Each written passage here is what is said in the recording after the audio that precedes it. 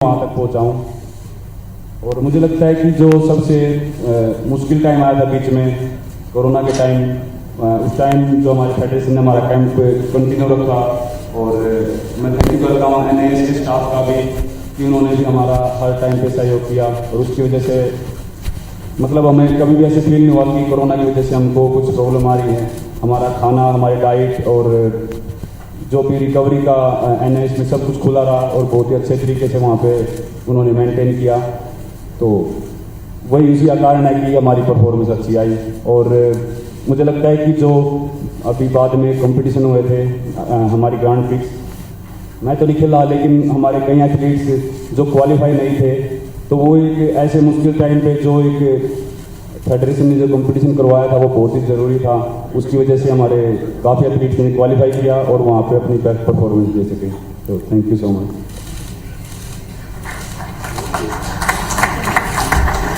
नीरज, अगर एक बार मेडल निकाल के हम सब खड़े हो जाएं और आप मेडल निकाल लें तो एक बहुत अच्छा पिक्चर बन जाएगा हमारी एथलेटिक्स फैमिली का।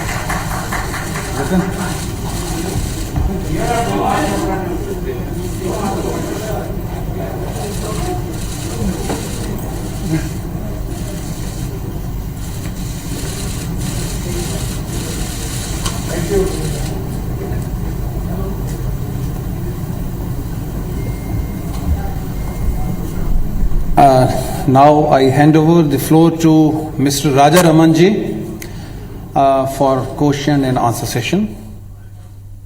जहां पदकवीर नीरज चोपड़ा बता रहे थे, आपको बता दें कि भाला फेंक में नीरज चोपड़ा ने जीता है गोल्ड मेडल और तभी से ये गोल्डन बॉय के नाम से मशहूर हो चुके हैं। गोल्डन ओलंपिक में नीरज चोपड़ा ने जीता है गोल्ड मेडल। होटल ताज में हो रही है ये प्रेस कॉन्फ्रेंस।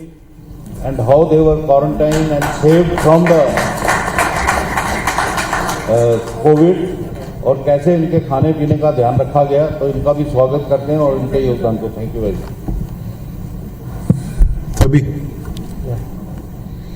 नीरज, मेरा सवाल यह है कि एक एथलीट जो होता है उसके करियर का जो एक अल्टीमेट एम होता है वो होता है गोल्ड मेडल जीतना। ओलंपिक में आपने गोल्ड मेडल जीत लिया, आप 23 ईयर्स ऑफ एज है। एशियन गेम्स गोल्ड मेडल आपके पास है, कॉमनवेल्थ गेम्स गोल्ड मेडल आपके पास है, ओलंपिक गोल्ड मेडल आपके पास है। What next for Neeraj Chopra? अब आगे क्या, कहाँ ले जाएगा ये सफर आपको आगे, कैसे मतलब? मुझे लगता है कि एक और टाइटल है वर्ल्ड चैंपियनशिप का जो मैडम के पास है, अंजू जोशी के पास, तो वो और करना है, क्योंकि वर्ल्ड चैंपियनशिप भी एक बहुत ही बड़ा एक एथलेटिक्स के अंदर बहुत ज़बरदस्त कंपटीशन होता है। मुझे लगता है कि वो ओलंपिक से भी ज़्यादा टफ जाता है कई बार, तो सबसे अगला टारगेट वो है। और फिर एशियन गेम्स, कॉमनवेल्थ गेम्स, मुझे लगता है कि एक बार मेडल जीतना उसमें हमें सेटिस्फाई नहीं होना चाहिए, हमको कोशिश करनी चाहिए कि दोबारा भी उसको दोहराएं। तो अगले साल एशियन गेम, कॉमनवेल्थ गेम्स हैं, तो मैं कोशिश करूंगा दोबारा से, फिर जो पीछे जीते थे दोबारा से फिर मैं वैसे ही medal जीतूँ। No, thank you. Jaspreet at the back, timesofIndia.com. Hi everybody, and congratulations Neeraj, congratulations Kamal for a wonderful feat, and you have made us really proud. I have a couple of questions, one to Neeraj and one to Kamal. Neeraj, मैं आपसे पहले पूछना चाहूँगा, आपने last throw जो था आपका 6th throw, उसके बारे में आपने कुछ बोला था कि मैं एकदम ब्लैंक हो गया था, क्योंकि शायद आपको मालूम था कि शायद क्या कंफर्म ही था कि गोल्ड हो चुका है, बट उस रनवे पे जो आपकी माइंडसेट था उस टाइम पे, क्योंकि आपको मालूम था बैक ऑफ द माइंड के गोल्ड हो चुका है, उसको अगर थोड़ा सा एक्सप्लेन करेंगे डिटेल में तो बहुत अच्छा लगेगा। जी बिल्कुल, क्योंकि लास्ट थ्रो में मुझे पता लग गया, उससे पहले मैं फिर भी थोड़ा कोशिश कर रहा था कि मैं अपना एफर्ट लगाऊं, जो कि मैं ज़्यादा एफर्ट लगाने के चक्कर में मेरी सारी थ्रो खराब हो गई सेकंड थ्रो के बाद, क्योंकि जैवलिन है जो काफ़ी टेक्निकल इवेंट है और अगर थोड़ा सा भी टेक्निक इधर उधर हुई तो बहुत गड़बड़ हो जाती है। तो वही मेरे साथ हुआ कि मैं अपना बेस्ट करने के चक्कर में, और मुझे लग रहा था कि हाँ आज सब ठीक है, वेदर अच्छा है, फीलिंग अच्छी है, तो मैं अपना बेस्ट कर सकता हूँ और शायद 90 के पार भी कर दूँ, लेकिन वो नहीं हो सका क्योंकि कहीं ना कहीं टेक्निक में कमी रही। लेकिन लास्ट थ्रो में जब मुझे पता लगा कि हाँ मेरा गोल्ड कंफर्म हो गया है, और मैं जब थ्रो करने के लिए जा रहा था तो समझ में नहीं आ रहा था क्या करूँ। वैसे मैं जब रनवे पे खड़ा होता हूँ तो मेरा पूरा कॉन्सेंट्रेट थ्रो में होता है, लेकिन उस टाइम जो था एक माइंड में एक चीज़ आ रही थी कि गोल्ड कंफर्म हो गया। मैं ऐसे फ्लो में भागा और मैंने थ्रो कर दिया, लेकिन वो थ्रो जो बीच में सारी थ्रो थी उनसे काफ़ी अच्छा था, वो शायद 84 कुछ था। तो बस वो फ्लो में किया मैंने, कुछ ज़्यादा उसमें ऐसे माइंड में नहीं था कितना एफर्ट लगाना है। और वापस आके जब गाड़ियां चेज कर रही थी आपको जसप्रीत, सारी, तो आपको Jasprit, just one last. No follow up please, Okay. There is not, we don't have enough time. Kamal आप आंसर करेंगे उनके ओके, सवाल। कमल, आपका भी पहला ओलंपिक था, और आपने अनप्रेसिडेंटली बहुत अच्छा किया, आप फाइनल में पहुंची। अनफॉर्चुनेटली मेडल नहीं आया, बट आपको राखी मैम गाइड भी कर रही थी, स्टैंड्स में वो फ़ोन कर रही थी और कोचेज आपको गाइड कर रहे थे। तो उसको थोड़ा सा एक्सप्लेन करेंगे कि उस मोमेंट पे क्या आपको इंस्ट्रक्शंस आ रही थी क्वालिफाइंग फेज में? सर सबसे पहले इंस्ट्रक्शन तो ये थी कि नर्वस नहीं होना, कमल, माइक काम नहीं कर रहा।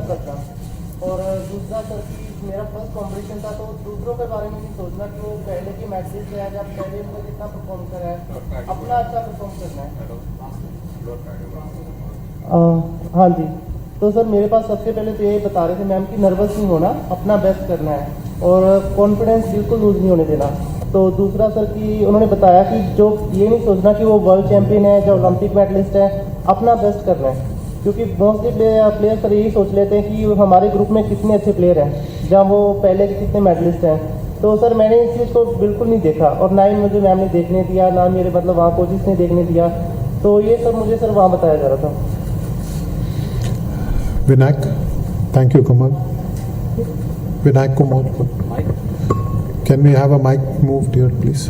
विनायक के बाद फैसल है। Hi, my question is to Amoj. Amoj, Asian record was good, but you guys couldn't qualify for the final. How do you explain this? Timing अच्छा हुआ but मंजिल नहीं मिली. सॉरी सर, क्या बोले?